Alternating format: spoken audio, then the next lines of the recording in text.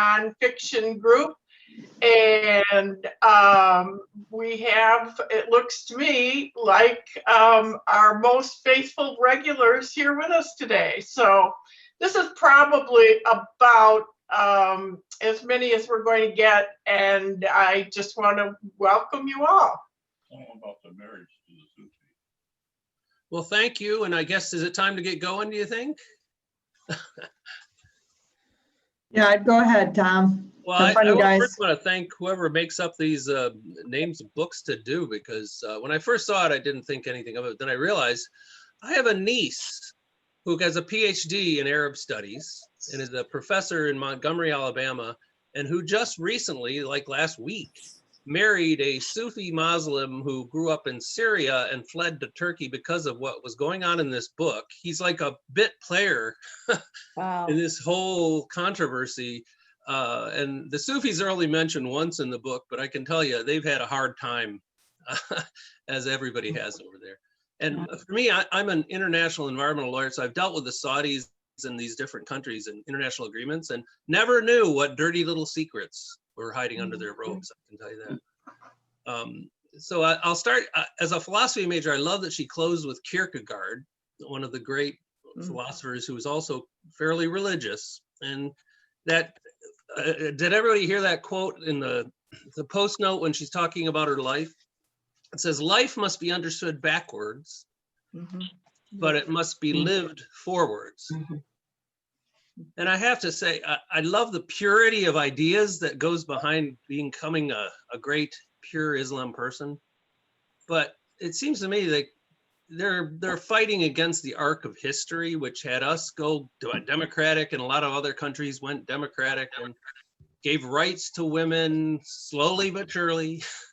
And for some reason, they, in getting very pure in their thought, became purely patriarchal and purely, I mean, good gosh, it's the fight over purity here has killed a lot of people. And I gotta think sometimes you have to just let folks live and let live without telling them what to do with their mind. So I won't be a slave to my outline, but I guess I'll ask this question. What was everybody doing in 1979? I'll start with me. I was a student at University of Michigan with an Iranian who is my macro econ teaching assistant. And I walked to class through huge protests of Iranian students who were crowding the Diag at University of Michigan and yelling imperialist, you know, whatever at me. And I'd get into my class, and our economic discussion had deteriorated into him ranting about the Shah is evil and so on. And it was a crazy time in my life because I had it in my backyard. And I guess most folks, the 1979 stuff was you watch Nightline, you know, and you try to follow along. And I've been following along for 20 years of NPR, and finally I have a roadmap for all this stuff I've been hearing on NPR for the last 20 or 30 years, or 40 years. Well, so let's any thoughts on, go ahead. Let's just go down the list. Sue Bolander, I've got you on top. What were you doing in 1979? Were you aware? I was aware a little bit, but I was at home with 2 toddlers and working part-time at a hospital, and probably not as aware of the political life. I do remember the revolts, and certainly remember the hostage situation.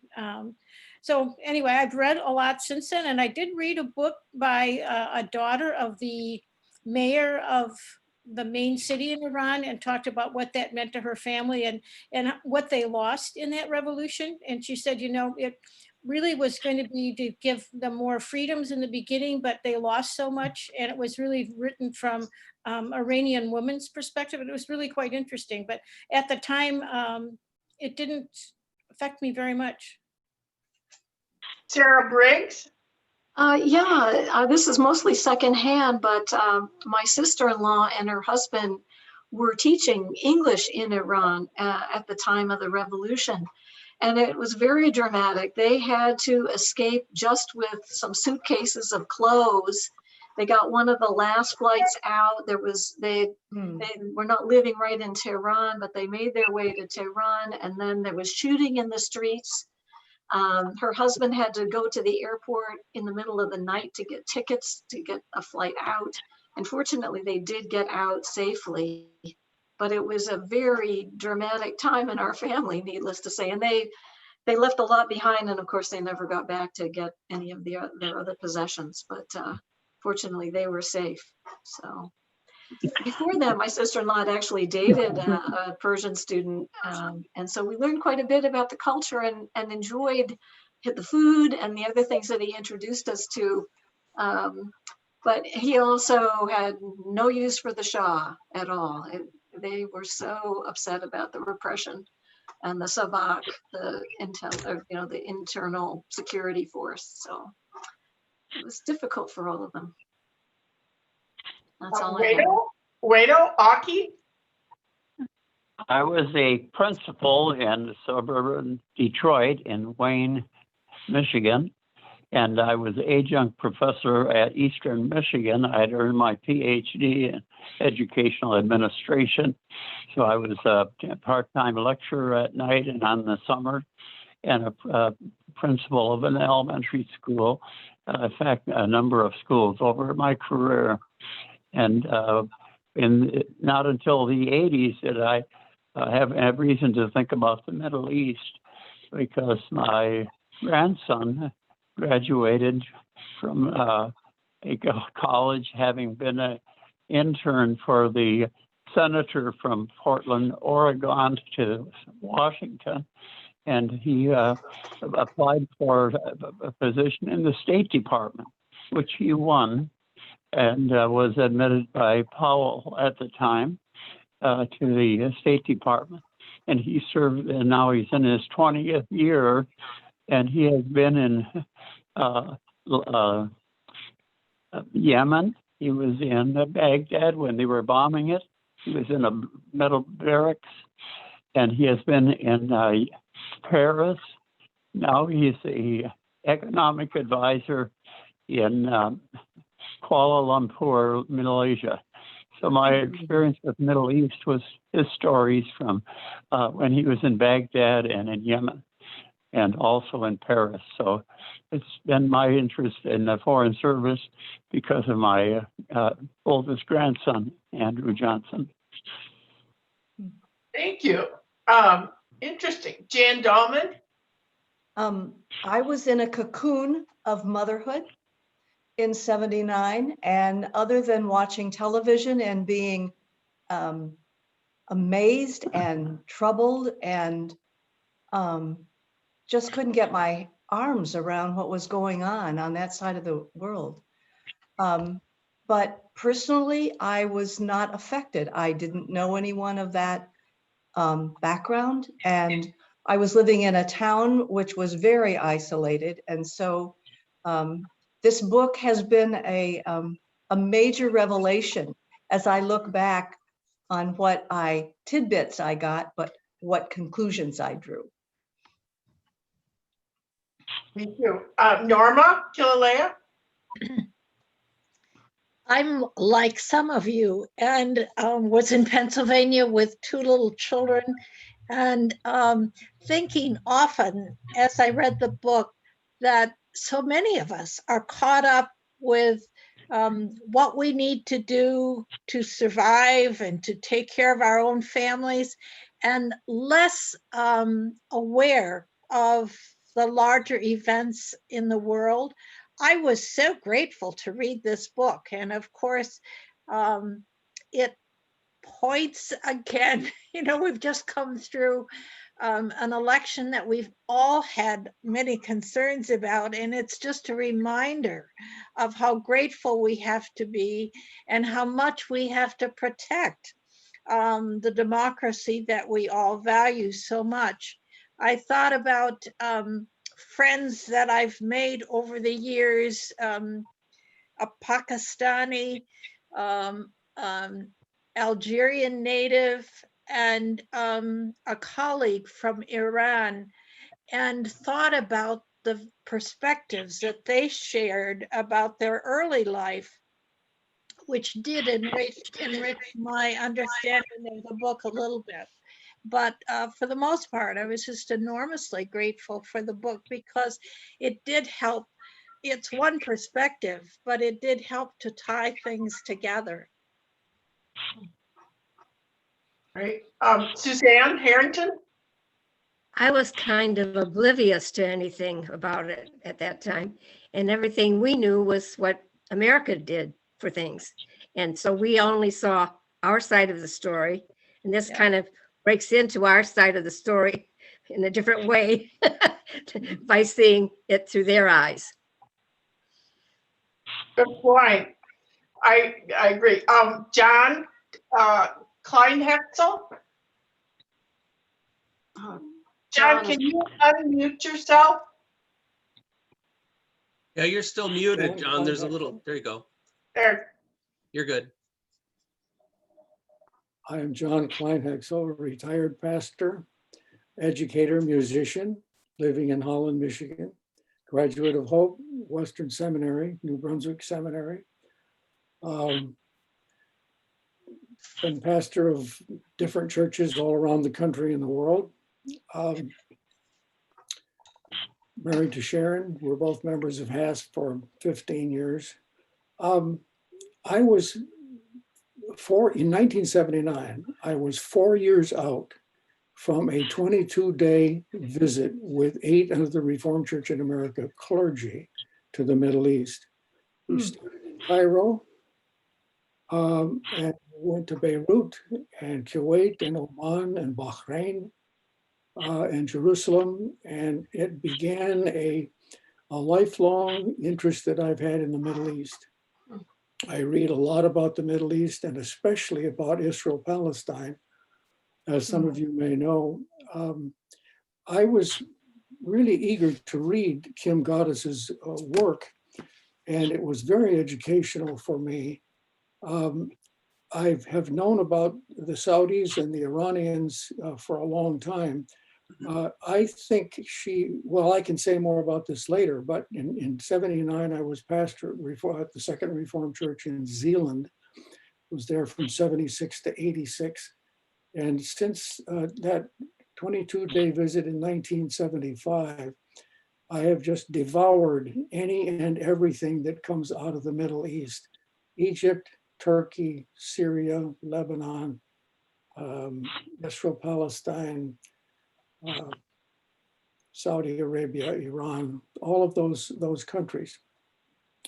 So I have a good friend who's an Armenian Iranian who immigrated to this country and knows the Iranian situation pretty well. I think that Kim Gaddis underplays the role of Israel-Palestine in destabilizing or in influencing the Middle East. That's one of my major objections to her book.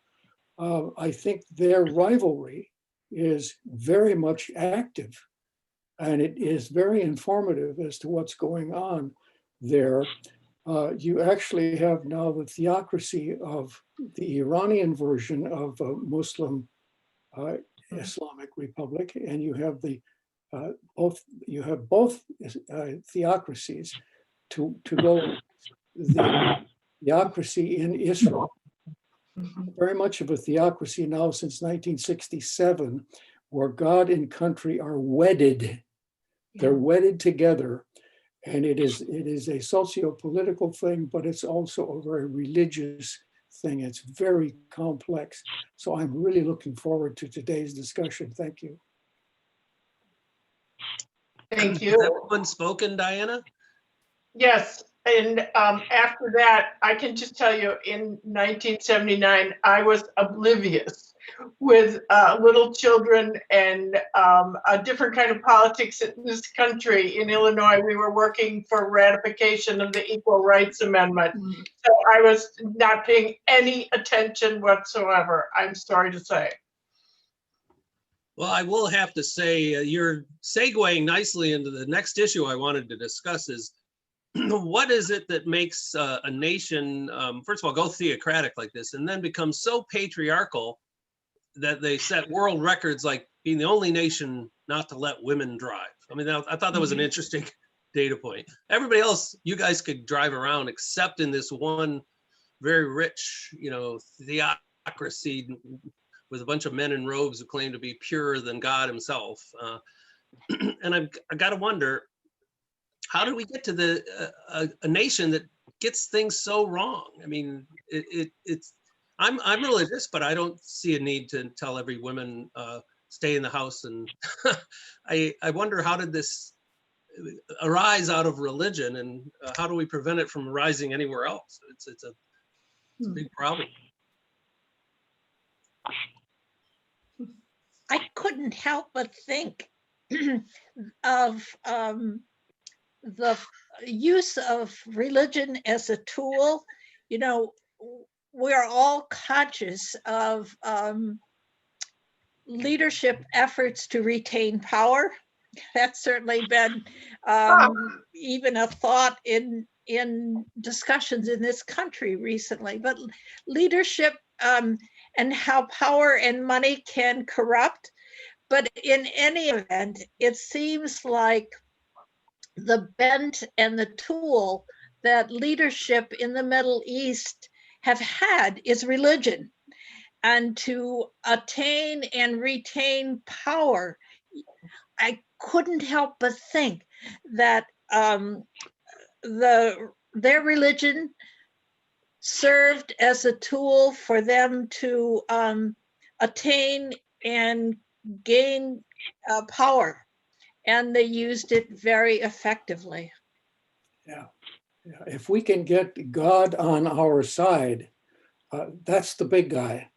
And so my sense of God might be a little bit different than your sense of God, but by God, he helps me be on top, and he helps my people and my vision of our society be on top against your vision of God and control and society and where it's going and how it makes the most sense for the most people. Right. So that Everyone translates tries to claim God as theirs and that they're his people. Wayno, did you try to say something there? I wanted to comment on my years after that, that I described. God called me to mission to Papua New Guinea, a country that had really been shaped out of an island of New Guinea into two parts, one Muslim and the other Christian. And so I experienced in my career as an administrator in the Lutheran church at a college that trained teachers, the division of faith in that faraway island, where many missionaries are there and many churches. But the Lutheran church was there early, along with the Catholics in 1885 and 86. So the experience there is they developed seminaries and colleges and educational system. When they declared independence, which they celebrated when I was there, they had established all the Christian schools became public schools. Teachers' colleges were tuition free to the candidates, and the country divided into these two parts. The Dutch church was very important in the portion that became the Islamic part of the island country. But just recently, that part was called, had a different name, and now it's called Papua. And where I served was called Papua New Guinea. So it's really hard for people who are not familiar with the islands in the Pacific to understand that difference. So this all comes to mind when I'm reading about the division for the Jewish people in the Middle East. Now, back to your Sarah, question, you were going to say something. right? Back to the question about the position of women. That I agree with Norma. I think a lot of this has to do with power relationships, including in the home. That men want to be supreme in the home as well. The other really sad part of this is that during the 60s, things in many of the Muslim countries were more open for women. Even Afghanistan, And Lebanon certainly, they had many more rights. They had much more freedom of movement.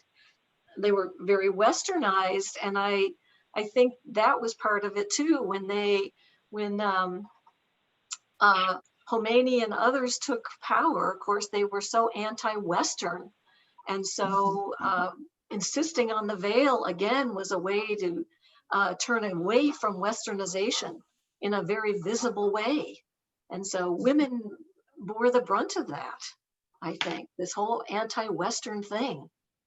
And it was striking how insidiously the movement toward suppression, if you will, occurred in each of, it seems certainly strikingly in Iran, but in Pakistan as well. You're right. Pakistan had not been controlled in that way. And the movement was gradual and insidious. Well, Egypt also. I was actually, I was going to go in the Peace Corps in 1966, and the country that I was assigned to was actually Iraq.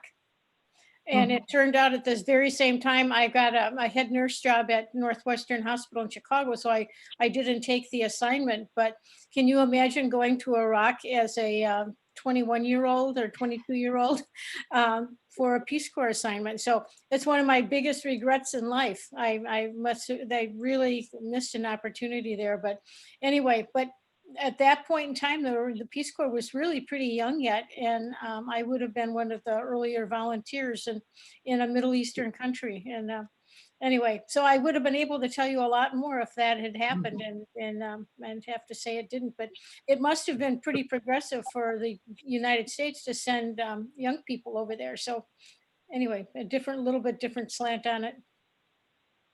Bueno? We were No, still- the only other, okay, I was going to add only one more thing. My grandson has now served 20 years for the State Department, but when Hillary was Secretary of State, he traveled with her to 55 countries. And while he was in the States, he was in charge of her phones. It came to the State Department. He was in charge of the office of the phones of all the calls coming to the State Department. And he still continues with his wife, who is also a manager in the embassy now in the country where they are. So, my relationship to international church and international government is through my grandchildren. I was just going to say, back in when you wanted to go into the Peace Corps and we're going to go to the Middle East, we were closer to the time we were still on top of the world. We were a power. So they weren't afraid to send you because we were the powerhouse. Yeah, I've had friends who work in the State Department who would get double pay if they would go to Baghdad in the recent years. And it is a very difficult assignment when bombs are falling all around you. I will say this, I was thinking how Saudi Arabia kind of gave rise to ISIS. And I think our country and its positions being the #1 country just basically attracted a lot of disaffection in nations like Iran, and the marches that they did on the Hajj to Mecca were all anti-American protests, for example. So I do think it starts with us. We had a series of policies of supporting despots and supporting, in hindsight, maybe it wasn't a good idea to kill Mossadegh, for example. And we have people in other countries, and I think these mullahs use this to advantage to say anything to do with Western thought, including being nice to women, is an evil US idea. And we must fight against that and be pure. And I do see a lot of unfortunate association with the democracy having rights that they consider very American. It's very American to drive cars. It's very American to have a wide variety of thought in religion. So any thoughts on that? I mean, is it something we need to look inside first, or is this just a bunch of crazy mullahs? Tom, it seems to me that in the book, Goddess points out at least 3 or 4, maybe many more times, mistakes made by the US. The ones that I can recall just off the top of my head are the US permitting the Syrians to go in and invade Lebanon. I mean, that was a big mistake, according to this author. And remember the Schwarzkopf diary, Oh, I think yeah. it was. You loan and the then- helicopters. Yeah, the loan of the helicopter. Yes. Right. Oh, and I'm not even going to mention, Bush's invasion of Iraq. But I mean, the list is very, very long of what she contends were American errors, horrible errors. Right. And when you come to a party and they already don't like you and you do 3 rude things, you're not going to make a lot of friends. It's always good to have a unified enemy to point at Yeah. so that to unite yourselves. Yeah, it certainly drove a lot of nationalism, and that's tied, joined at the hip with this religious patriarchy, is having a strong nation. I want a course in the Middle East as far as going from the Ottoman Empire into the separate states of the Middle East we now have, which was dictated by us and the other members of the big 3 dividing the Middle East up after World War I and II. Yeah, Britain just drew a bunch of lines in the sand and said, all right, guys, go have fun. Good And then they point. came back and redrew it for Israel. So it's been a really difficult for all these different sects to get along. And I'd like to ask the group, in our worldview, of course, democracy and representative government is our ideal. But I really wonder if many Middle Eastern countries actually have that as an ideal. Many people want more freedom of speech and so forth, but religion is just so interwoven with everything. And I come away feeling, do they really want democracy at all? Do they, and is it even possible? I mean, with all the factions, is it even possible to govern with a more open form of government? It's very disappointing for us, but I'm really not sure that among many residents of the Middle Eastern countries, maybe they don't share that. Well, Sarah, I can't help but think, for example, as I read that and as you're talking, that religion, God, was the vehicle for hope.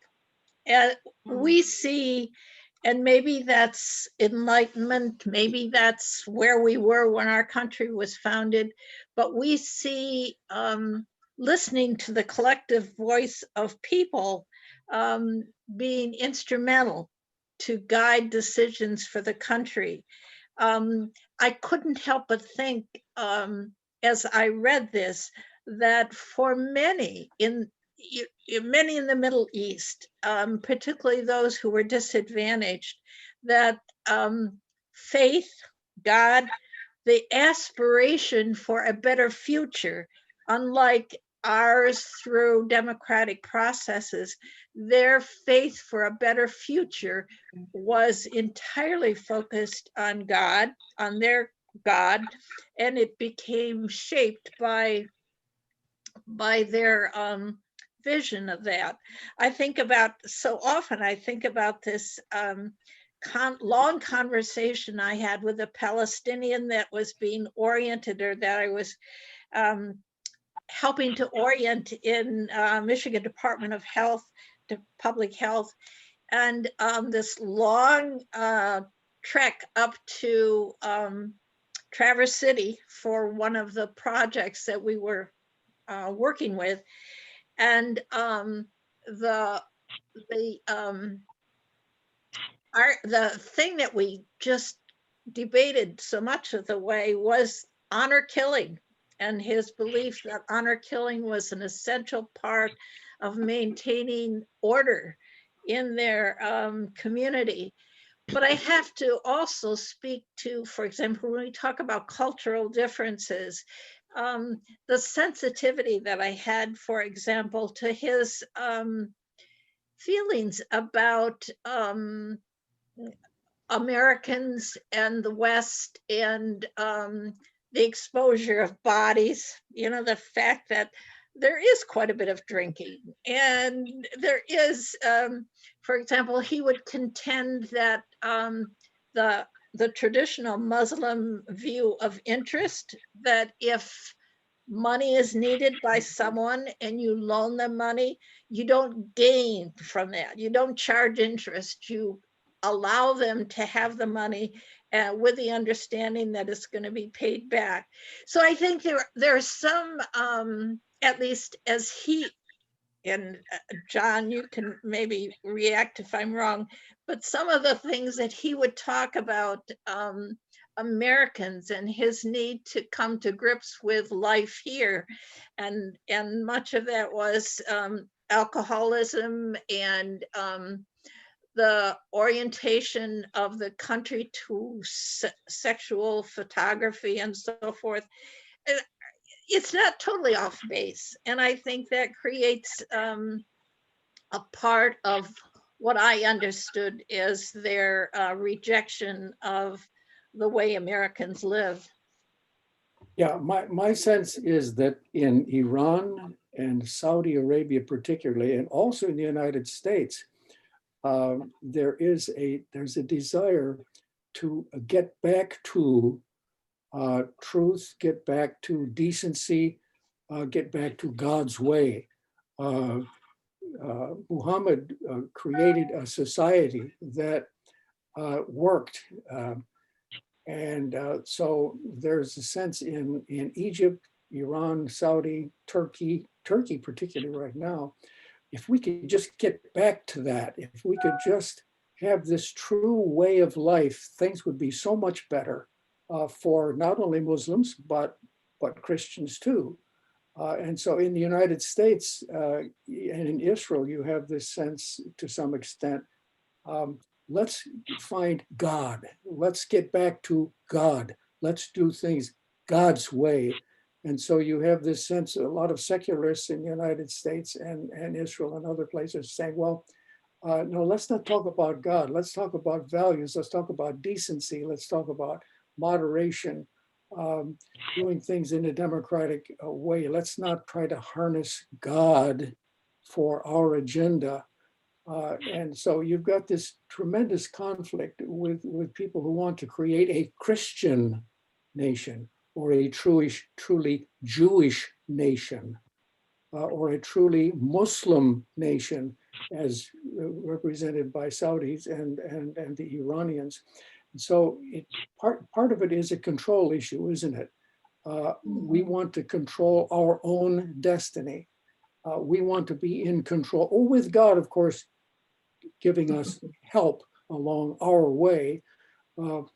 So I think it's very complex when God language, when appealing to God gets in the mix, because then there are those who say, well, I know God. I am in touch with God's way. And if you follow me and my vision, Khomeini says, and now Mohammed bin Salman in Saudi, then we will truly prosper. And so accept my vision of society, because by the way, it's also God's vision. And so the complexity of this interweaving of God and country is just really complex. And for us to sort it all out and to proceed going forward, it takes tremendous discernment, takes humility, takes patience, takes talking with other people along the way. I don't know, Sue, if that is helpful, or Norma, if that's helpful or not, but that's sort of what I'm thinking. So Wayno, have you been trying to talk? Because maybe if you wave a hand, I'll know that you're not just tapping on the table when the yellow light goes on. Well, I was thinking about this relationship of religion. In Papua New Guinea, they established a sort of a Christian independence. They had a member of the clergy a part of parliament. It was just a one-house parliament. And it was interesting to me. And the women were permitted to vote right away and drive cars and things like that. But the other part of the island, which was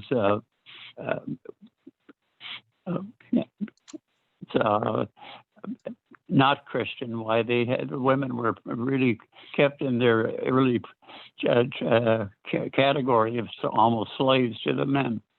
But now it's a much more liberated, but Papua New Guinea much more than the half that's practicing Islam.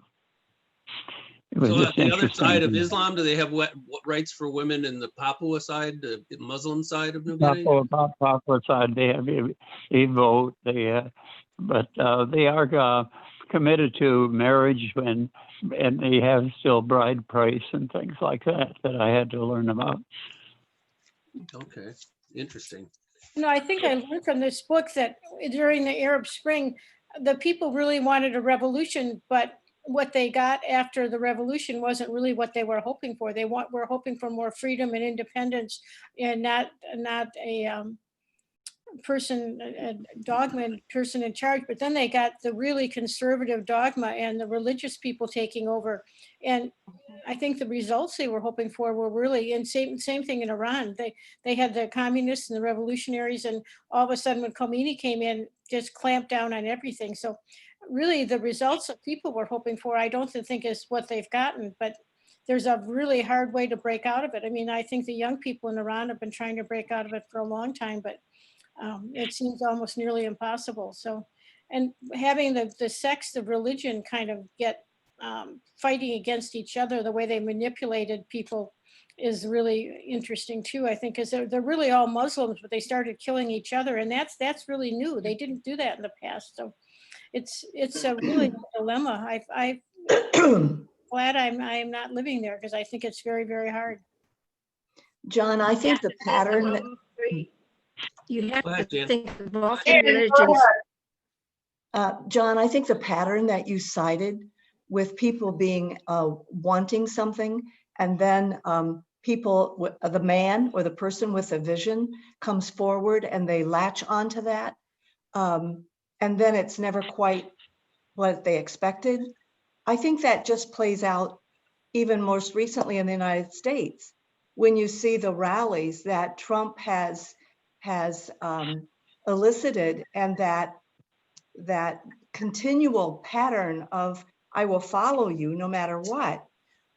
We look at other Hitler. I mean, it's when the people are uncertain and a visionary steps forward with a feasible plan, people will latch, and then it never seems to be what they ultimately expected, as Sue points out.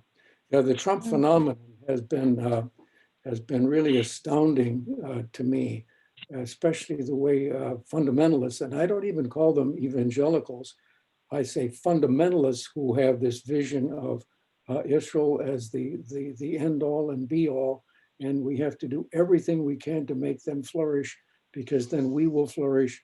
Yeah. And Trump has just gotten into that spirit, and they cater to him. He can shoot somebody and kill somebody in Manhattan, and that would not deter his followers from following him and his vision of God and country. And it is so disturbing to me that we put God and country, this merging, as Iran has done, and Saudi Arabia has done, and Turkey wants to do it, and Hungary wants to do it, and Russia wants to do it, and now we want to do it. This nationalism is one of the great idols of our time. We, with God's help, are on top of the world, and we will be on top of the world. And you may want to do what you want to do, but by God, we're going to do what we're going to do, and we're going to get it done, and don't stand in our way because we're number one. This spirit of self-centeredness and of putting us first is absolutely destructive to any kind of world harmony that allows for differences and doesn't insist on our own way, but has to be more collegial, more collaborative, which I hope Biden will bring to the scene. And he's, he's very controversial because, he's Catholic, and a whole bunch of Catholics are very upset with him for promoting abortion. Oh, that's a no-no. And that's one of the things, in this ahead. world of Arabs, there doesn't seem to be a right to life controversy. I didn't see it pop up anywhere in this book, yet it's got to be part of their world, right? I mean, I'm assuming Iran did not allow abortion, but am I wrong? I don't know. I don't think they do allow it, but I don't know. Yeah. I'm not sure they allow birth control. I'm not sure. But they're very, very large families, if you notice, in a lot of these countries. So I think I don't think women have control over their bodies very much. Yeah, I think it's probably, and there's another aspect of this I wanted to talk with you. And then John, you've definitely brought this out. We have a unique democratic freedom of choice, freedom of speech around the world. We're, kind of the leaders. We came up with that first, we protected it. Yet when I look at the history of our country and its foreign policies, we've often said, well, that freedom of speech and freedom of religion, that can come later as long as you keep us, our trade flows going and let our multinationals grow bananas and so on. And I think we have been conflicted by our capitalist tendencies, which really have undermined our goal of spreading democracy everywhere in the planet. And that's probably why they don't like us when we walk into the room, because we're just a greedy pig capitalist guy that's coming. Yes. Recognize everybody was doing this imperialism thing when we came along, and the imperialism, we decided, well, we better get on that train. So we're also have all the years and years, centuries of imperialists who come and just wreck your country and take all the minerals and go home and leave you to starve or die. So I do think we have two strains of things that are we run into trouble when we say, well, we're the only democracy and we want to give you democracy. And then we come and grow bananas and take away all your minerals. Well, in the Middle East, it certainly comes down to oil. Right? It did in the middle of the 20th century, for sure. We got in bed with the Saudis regardless, because we really needed that oil. And we were willing to look the other way at the things that they were doing. If we knew what they were doing, we still tolerated it because we had to have that oil. So you gotta wonder if Israel had oil, what would have happened if the Israeli had been the billion-dollar oil? We'd have a really strange world then. It was a marriage of convenience in a way, where, our industrial strength was burgeoning and we had the skills. The Saudis did not have the skill and knowledge, but they had the oil. And so, wow, did that take off? 9/11, those people were all from Saudi Arabia. And actually, my cousin was a apartment manager in San Diego. And many of those men lived in her apartment complex. Oh my goodness. Going to school out there. Yeah, it was just really amazing. And she said, Muhammad Atta lived there. And, they were, and, it's interesting. We've never really blamed the Saudis. We were bombing in Afghanistan. We're doing other things, but they were coming from our friend's place. They were learning how to fly planes and not how to land them. I mean, we were really pretty stupid about all that thing. And we've never really put the blame on the Saudis at all, which is, I think that's unreal. It's just kind of, we knew where they came from. We knew where they lived, but it never went that direction. And I guess it's just protecting the oil or just protecting the relationship or whatever. But with all the hullabaloo that came out of that, it just seems like that never was discussed or whatever. And it's interesting. It still is kind of that relationship still stands. And with the Jamal Khashoggi, I thought that part of it was really interesting. With all of her relationships with Jamal over the 20 or 30 years that he was in reporting and stuff, and then what happened to him at the end. And it's still, there are no repercussions for some of these things that are really horrible that happen. It's hard to understand. Yeah. Well, there is a new nickname for MBS, Mr. Bonesaw. I love Ah, Ooh. Oh, Oh, Lord. well, yeah. I And mean, Mr. he Bonesaw actually flew one of our planes in the Iraqi war. So remember, we're giving them all the military stuff they need to Sure. prop up their country and their monarchy, which doesn't treat women very nice at all, yet they're getting billions of dollars of aid. And of course, we get the income from selling the armaments and the planes and so forth, which Right. our military complex is happy for. Well, If- MBS saw that things were going to go south, so he is doing a new Arab Spring. But go ahead, John. If we take Kim Gaddis's thesis as correct, that the Middle East is driven by the rivalry between the Saudis, now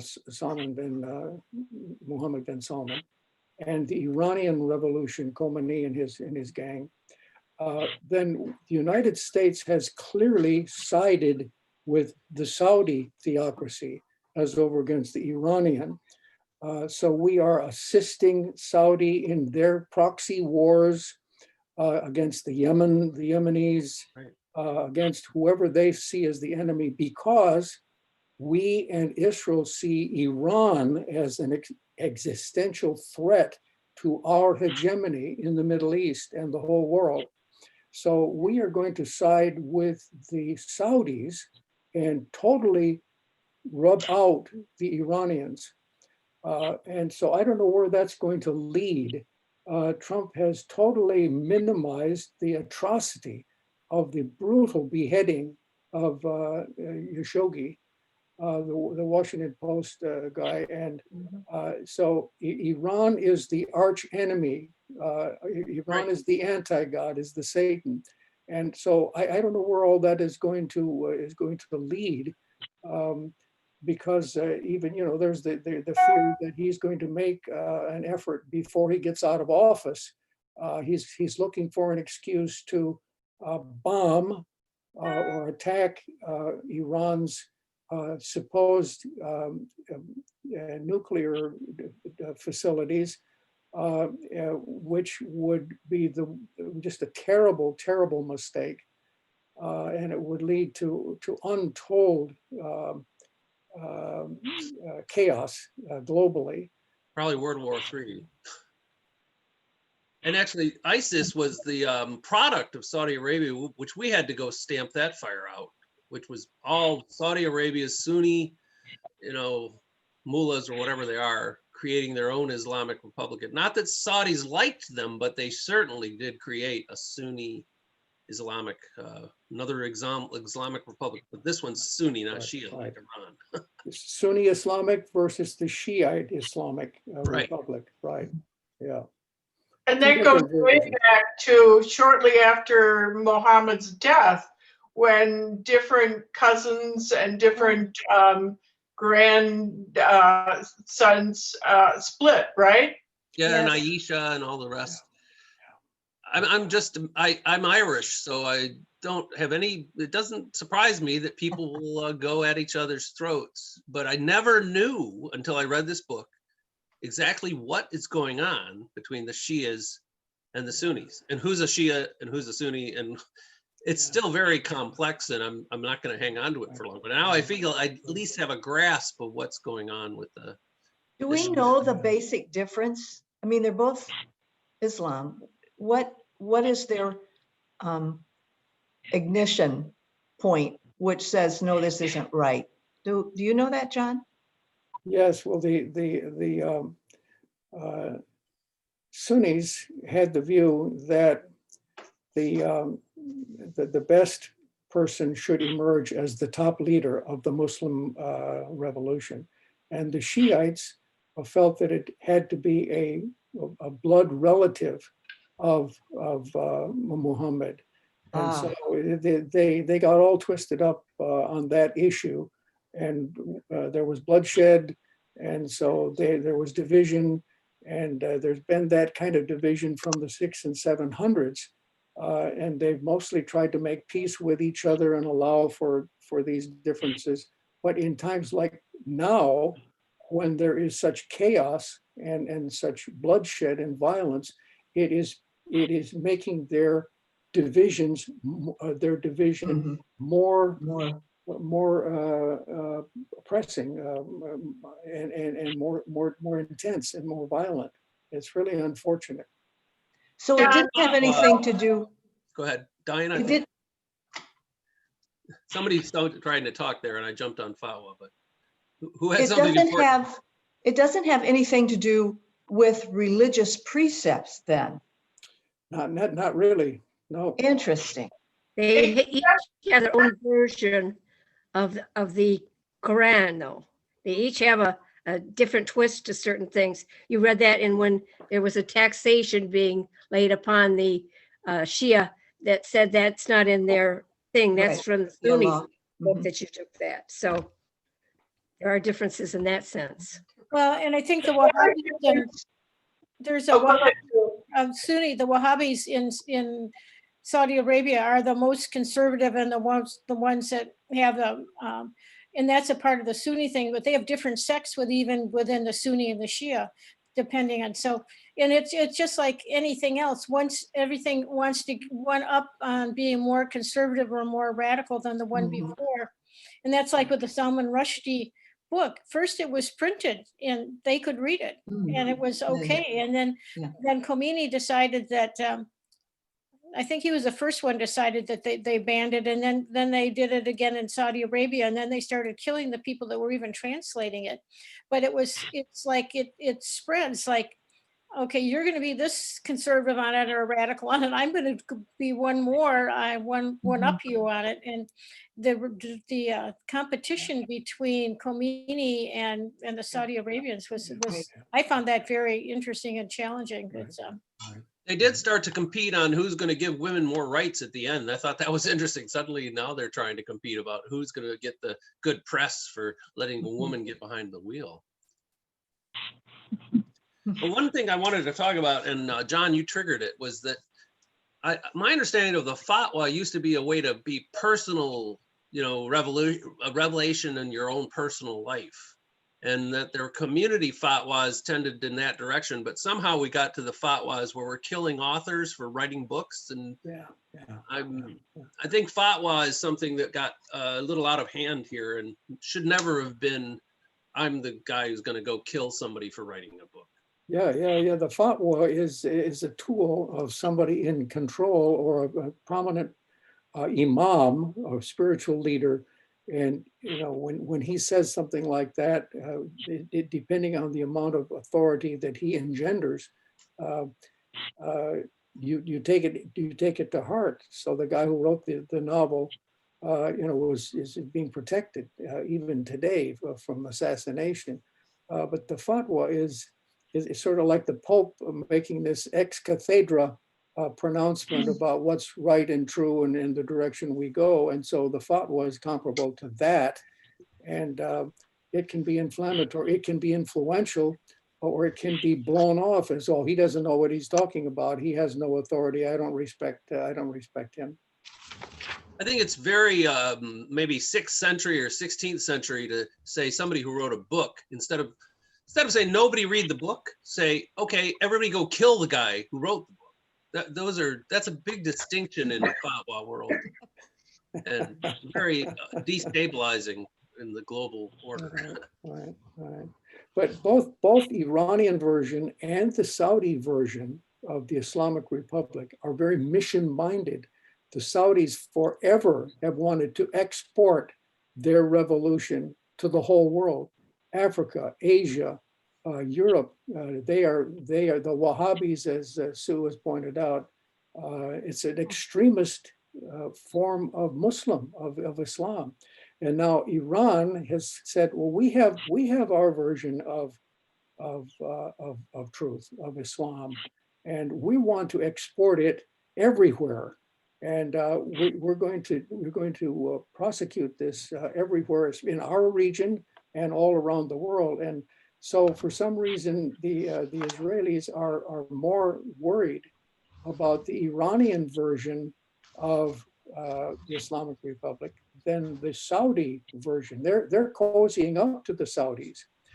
They want to see the Saudis and all those Gulf states, the UAE, Bahrain, as helping them be the #1 country in the Middle East. You are our friends, UAE and Bahrain. You are our friends, and you will help us against our common enemy, the Iranians. I have a question that is not exactly on topic, but I am just curious. I understand what you're saying, John. My question is, are American Black Muslims allied with Sunni or Shia thinking? Does anybody know? More Sunni than Shia, in my view. Much more Okay. in Sunni. I have no idea. Which is the mainstream. I mean, 80% of Muslims Right. are Sunni. Shias are Shia is small. the minority. Right.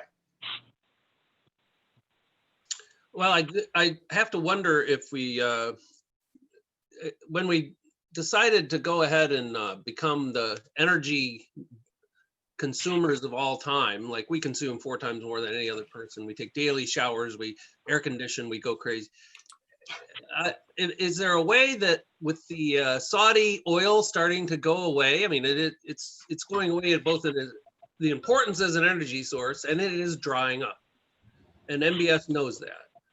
And I wonder if there is a future where without all this energy tying us to the Saudis, that some Arab Spring could take over and that would become sort of a democratic republic and the king no longer controls. And I have to say that after all the Arab Spring countries fell and did not necessarily go democratic, I think it's going to take a lot of work to actually give them anything that works. Well, she speaks in the book about bin Salman, for example, when he did take over, cutting civil servants' salaries, cutting back subsidies, and there was a couple of other things that he mentioned, or she mentioned, that he made decisions that would save money, if you will. At the same time, allowing for the building of theaters and women to drive and so forth, which might not have drained the Saudis' pocketbook quite as much. It certainly, and if anybody has a better sense of where they are now, but you can't help but think that between the falling price of oil, of a barrel of oil, and the desire of countries such as ours, if you will, anyway, looking toward reducing our dependence on oil, that there has to be some sensitivity that the way that they have lived and the things that they have done is going to be significantly compromised. Maybe don't. Well, Roosevelt, who started a war because of oil, realized oil is what we need. So he sat down with the Saudi prince and said, we're going to be joined at the hip from here on out because we really need a lot of energy. And I think we have paid the price for having that energy.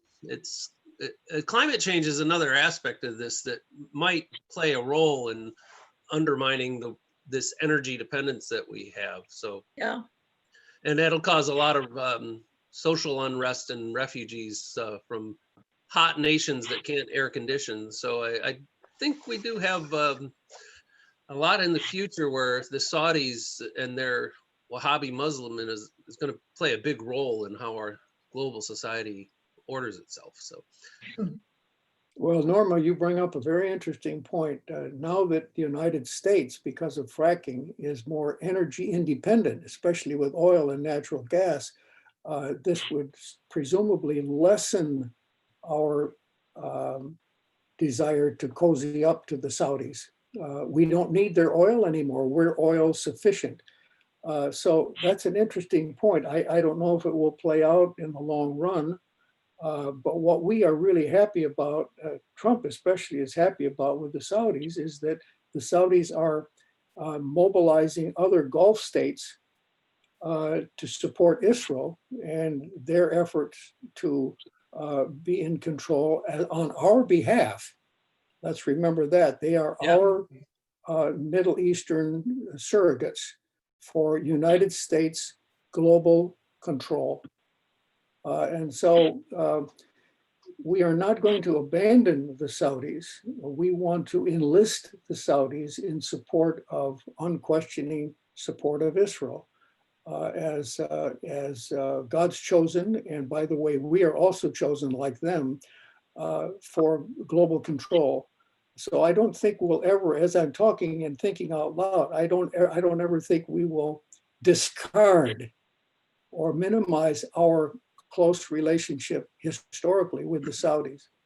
Even though Saudi Arabians hold the record in America for killing Americans on American soil. That is the number one thing they can lay claim to. And it wasn't their government necessarily, but it was Saudi Arabians who have that All record. 19 of them were Saudis, weren't they, Tom? All 19 Yeah, the of whole gang came from 9/11. disaffected. They weren't Saudi princes, though. It's interesting. They were just Saudi regular guys who felt neglected in Saudi Arabia. Young students. And MBS is, what's the status now? He's let the women get in cars, but has there been a backlash? I haven't really been. I just heard something yesterday that the women that actually promoted this happening are still in jail. Yeah. The other women are driving, but the women that actually organized the protests are still in jail. They're Right. not free. They're still So you can drive, but don't protest about driving. well, but they were the protesters that got the effect that women can drive, but he's held them back. But I think the other thing right now is all the new Israeli settlements that are happening in the West Bank, because they want to get them in before Biden becomes president, because Right. Trump approves of that. I don't know if you've heard about that yesterday, but there are hundreds of new settlements or houses that are being built where they shouldn't be. And of course, we're tacitly approving that. And Right. I don't think the Palestinian people will ever have a place to go by if they keep usurping all the land. And so that's another issue that's going on right now. It is. Wayno, are you trying to talk again? Well, I'm comparing everything to my experience with Papua New Guinea, where when I was there, they discovered oil. It was less than a penny. Now it's $17 a share. So the influence in the third world countries that were slow in being discovered, so to speak, it's happening again. Oil and gold are discovered, and copper. And so it's a prosperous island country, but it's being ripped off by Western and American industry. So I don't see the future for them because of that, but it's a tropical area, but has all those minerals. It's Now, I not wanted common. to actually discuss a little bit of the, you've all followed the Charlie Hebdo French magazine that they've been issuing fatwas and people are beheading people because they were involved in a teacher promoting discussion about it in a high school. And I think we're seeing them have the ability to reach out and touch us in ways that we couldn't anticipate. So any thoughts on, that current debate over portraying Muhammad and how that's not okay?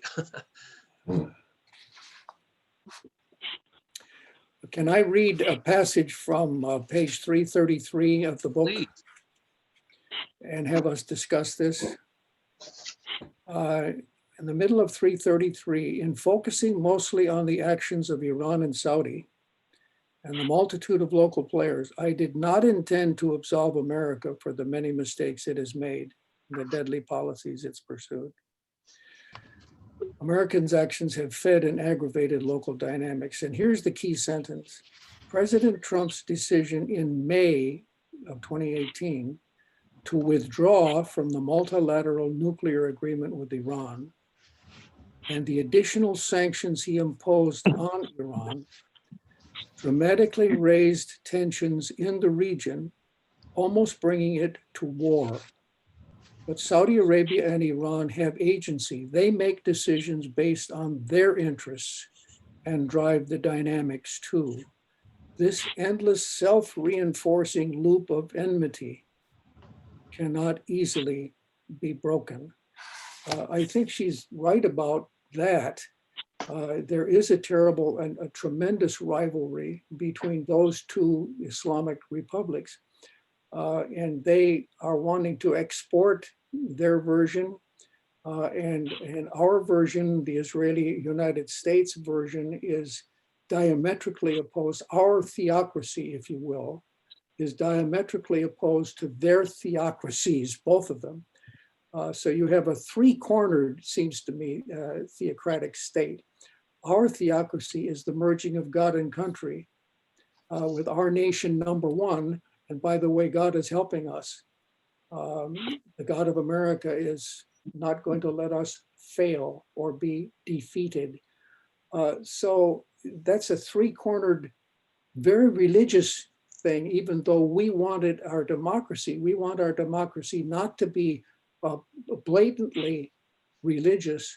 No, that's not our ideal. We are allowing our politicians to let their faith inform their decisions, but we are not a religious nation. We are not a Muslim nation. We are not a Christian. Oh, wait a minute. We want to be a Wait a Christian. minute, yeah. Hold on there. I'll stop at that point. No, I think that's a very good point. We have a theocracy that is doing terrible things, and we'll just, even though it goes against all of our principles that we hold dear, we will prop up a Saudi Arabian prince who dismembers people who speak out. And Tom, you got it. You got it. And he can kill or assassinate his opposition like any autocrat, like any dictator, like any authoritarian. but could he come by to God, Times since he's Square our- and shoot somebody? I wonder if since he he's can our stand friend, in he Times can get Square. away with it.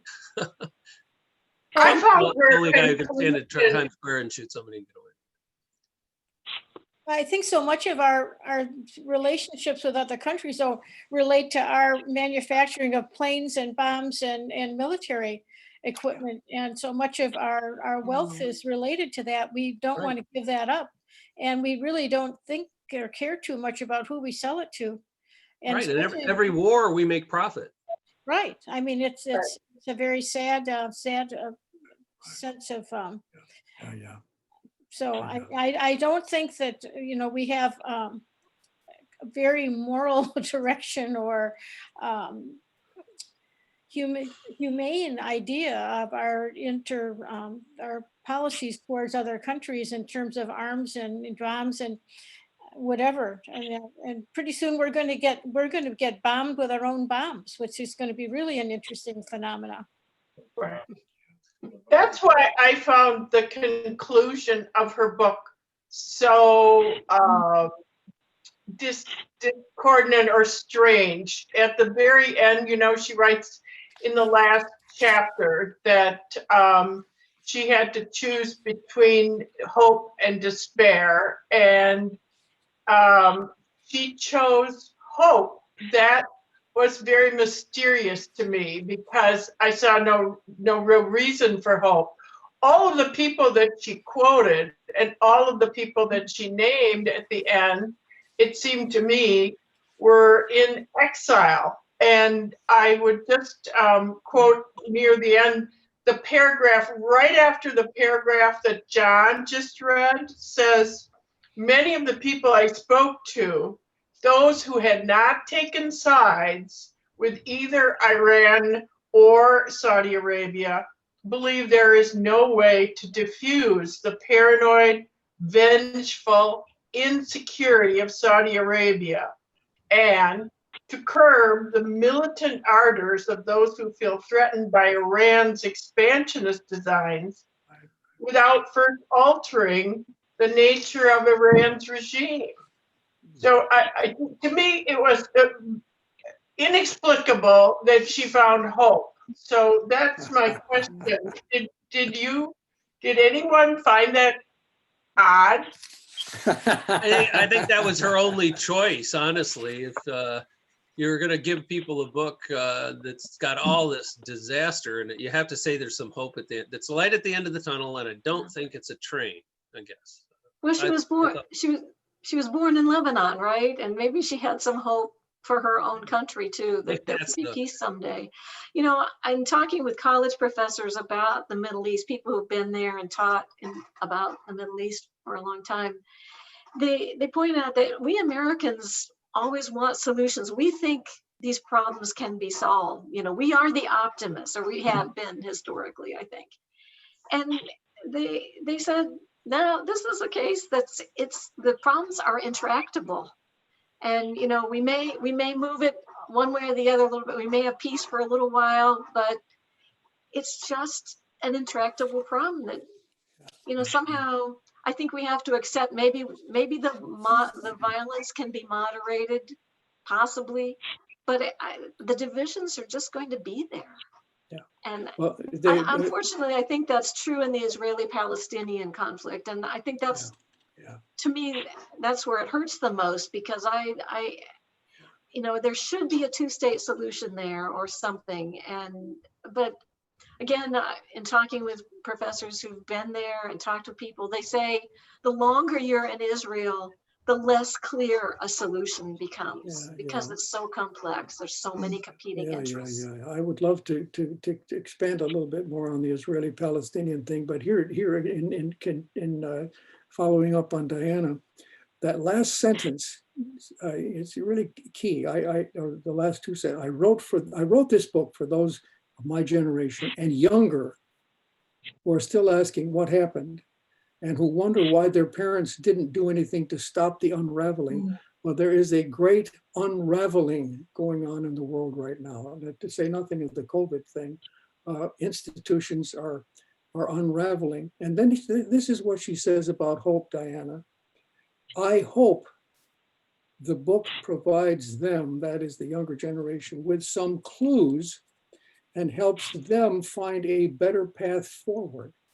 So separate from the one imposed by the leaders of Iran and Saudi Arabia. In other words, each of them has a view to go forward. As the Danish philosopher Kierkegaard wrote, it is perfectly true that life must be understood backwards, but they forget the other proposition that it must be lived forwards. In other words, we have to move forward through the unraveling. We have to find a way to talk with each other and not to demonize each other. There's so much demonizing going on in the world. It's like, so if they're subhuman, then we have the right to destroy them. And so this spirit of demonizing, which has been epitomized by our soon-to-be former leader, that's got to be supplanted by a whole different spirit, the spirit that I'm hoping will come from Biden, which is, look, we humbly move forward.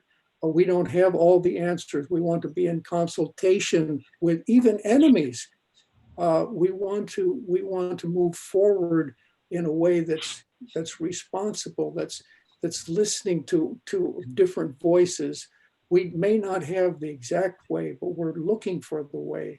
We're on a pilgrimage to find a better way than vengeance and the cycle of retribution that I have a right to inflict on you because you're so damn wrong. This spirit is not going to get us anywhere. It's going to get us into more and more difficulty and more bloodshed as innocent lives are killed. I want to be part of the newer generation that is looking for a better way, a better path forward. Wayno, did you have something to say? Well, I just want to say I appreciate this book because of my family involvement with the Foreign Service, and it brought information to me that I would not get from my grandson. So I appreciate it very much.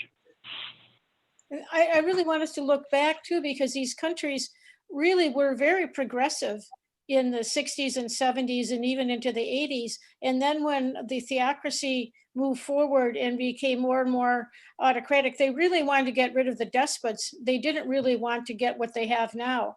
And how to get out of that is really the challenge for the people in those countries. And it's not easy. And look what's happened in our own country with America First and these big rallies and whatever.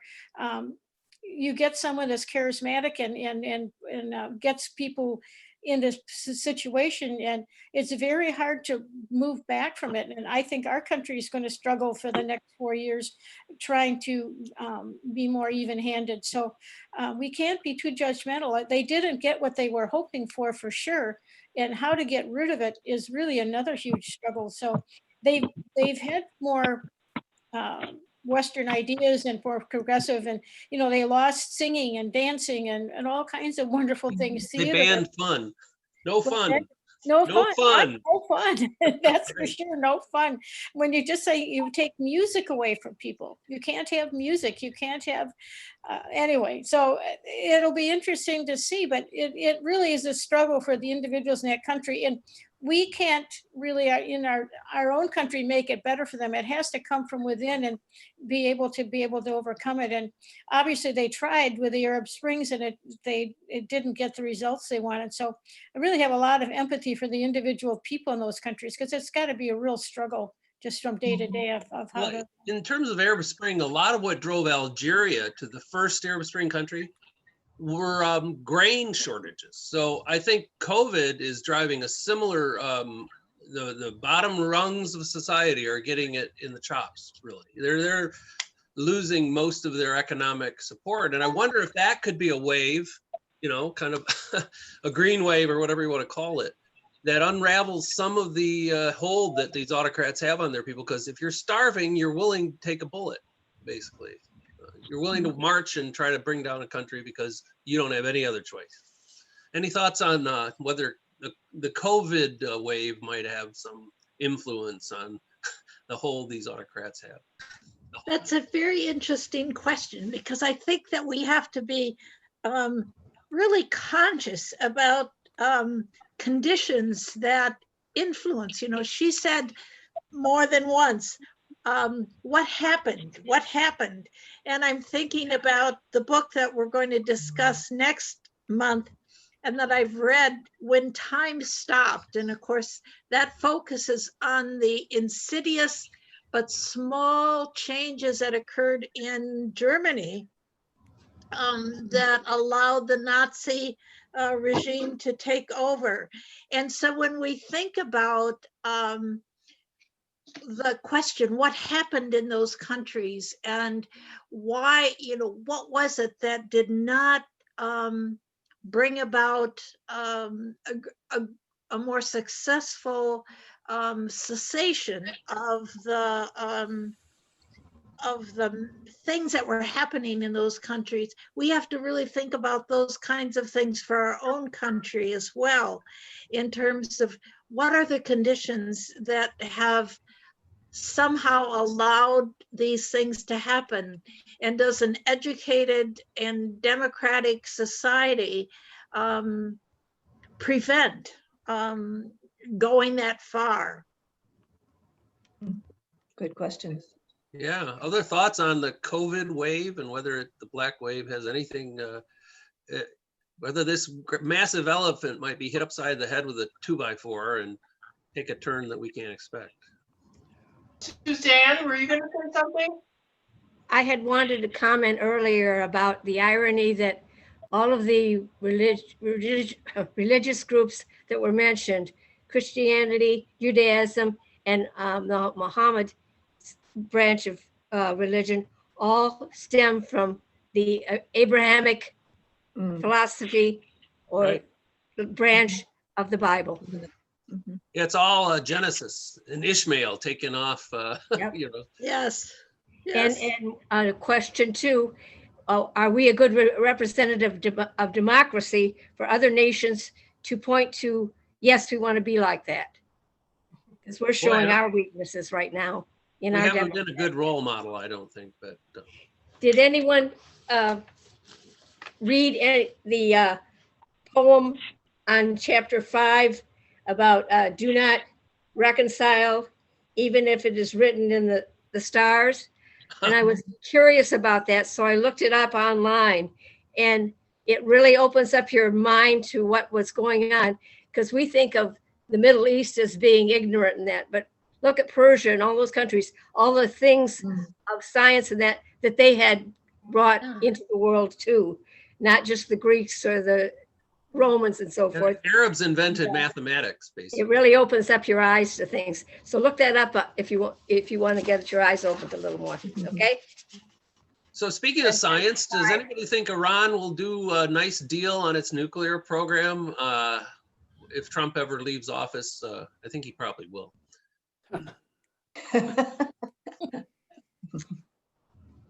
Yeah, big question. I think they will, because the sanctions have been very, very difficult for the people in Iran. And that's you know, we're the ones that backed out. They didn't back out. Right. We've got 5 minutes to go. So if there's anything pressing that we haven't discussed, I offer up to anybody to throw out what their biggest impression of this all might have been.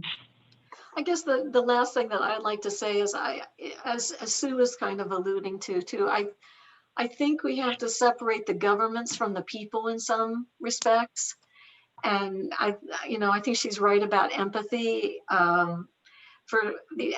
I am concerned about our Muslim population here in the States, and that people don't associate them necessarily with all these negative values. Certainly there are some elements that here in the US who have bought into the very conservative tenets of Islam, but many of these people just want a better life, and they do ascribe to our values here in terms of our political values at least, and they're very hardworking, very family oriented, and I hope that we think about that, and that there's not a backlash against them as well. Yeah. There's been a backlash going. I've several clients who've been assaulted from, like in gas station, they're gassing up and rednecks come at them with baseball bats. It's wow. not good. Women wearing the Muslim veils. ban will be lifted. The ban on travel from Muslim countries, I believe, will be lifted, except for COVID concerns, as far as Trump's listing certain nations you can't fly back and forth to. Yeah. Well, I would just like to say that, Tom, you have been a fabulous discussion leader. I want to thank you ever so much. And I particularly want to thank all of our regulars who just keep the discussion on such a high plane. And we never get into debates, but we get into really difficult and complex issues, and I appreciate that very much. Norma already alluded to the book we're going to be discussing next month, and which she's going to be leading. And so I wanted you all to see, it's called When Time Stopped.